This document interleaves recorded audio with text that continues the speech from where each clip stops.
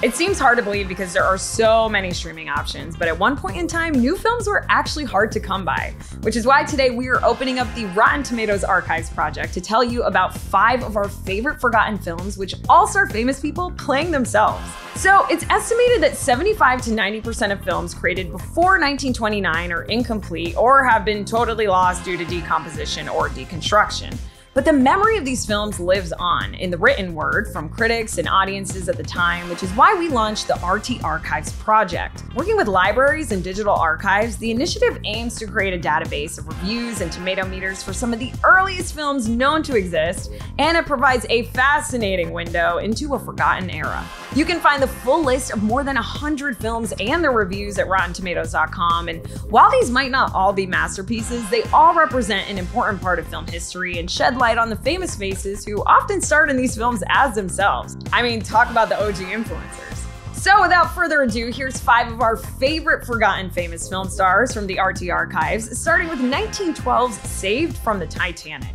This 10-minute short starred and was co-written by Dorothy Gibson, a stage and screen actress who famously survived the sinking of the Titanic and then made a film about the experience. Gibson even wore the same outfit from the night the ship sank and was released 29 days after the disaster occurred. Unreal. While we don't have enough reviews for a tomato meter, the film reportedly was positively reviewed, despite being criticized for commercializing the disaster. It also has some elements that might seem familiar to modern audiences, with a storyline involving her parents and a fiance, a guy named Jack, and was applauded by Motion Picture News for its, quote, wonderful mechanical and lighting effects, realistic scenes, and a perfect reproduction of the true history of the fateful trip. So I guess this means everything in Hollywood is a remake after all.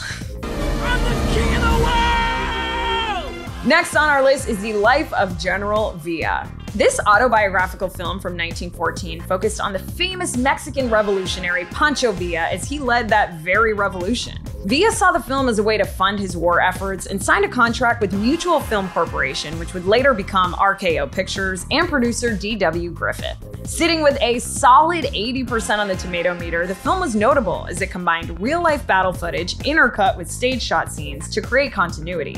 The New York Tribune called it an important achievement, saying, "True, there are no close-up views of a man ramming a bayonet down another man's throat, such as one sees in the fiction war pictures, but there are scenes showing real fighting as it is done now." And a review like that really just makes you wonder what other movies they were watching at the time, but I guess we'll never know. Next on our list is another true story reenactment called Ravished Armenia. This 1919 film stars 17-year-old Aurora Mardiganian as herself, and it's a harrowing retelling of the star's horrific firsthand experience of the Armenian genocide in Turkey just 3 years prior. With a 90% on the tomato meter and a runtime comparable to a modern feature film, the film was championed for its true-to-life depictions, emotional impact, and gripping intensity. Moving Picture World said it is so reverently done and so wonderfully true to humanity in all that it shows that no doubt it'll be kept for years and handed down as a historical manuscript and picture. Today, the annual humanitarian award, the Aurora Prize for Awakening Humanity, is actually named in her honor, and the film helped raise over $30 million and made her the face of genocide relief at the time. Our next film might as well be called the birthplace of reality TV. In the 1918 film Men Who Have Made Love to Me, writer and star Mary McLean spills the tea on 6 of her own love affairs through a series of vignettes. The film was considered outrageous and highly controversial at the time, as women weren't supposed to talk about their sexual desires or experiences openly, let alone on the big screen. Wild. It's a huge bummer that no copy of this film exists, but today it stands as one of the earliest feminist film works, and it's recognized for its early use of breaking the fourth wall in storytelling. The film has a rotten 38% on the tomato meter, with many reviews knocking the film for its profane musings and for being highly unsatisfactory and anemic, but some chose to ignore all of that, saying simply, it is most entertaining. I'll say so. A completely classless display. And finally, our last famous face appearing in a forgotten film, the great Bambino himself, Babe Ruth, in 1927's Babe Comes Home.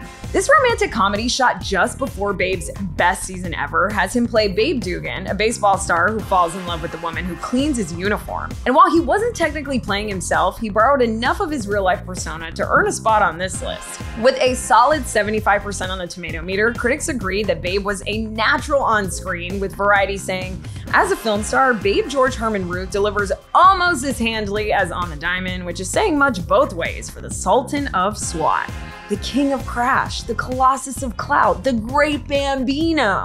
Babe Ruth! All right, friends, it's time for us to kick it over to you now. Have you ever heard of any of these forgotten films? If you have, please let us know in the comments section. And of course, if you want more movie and streaming news, head on over to RottenTomatoes.com.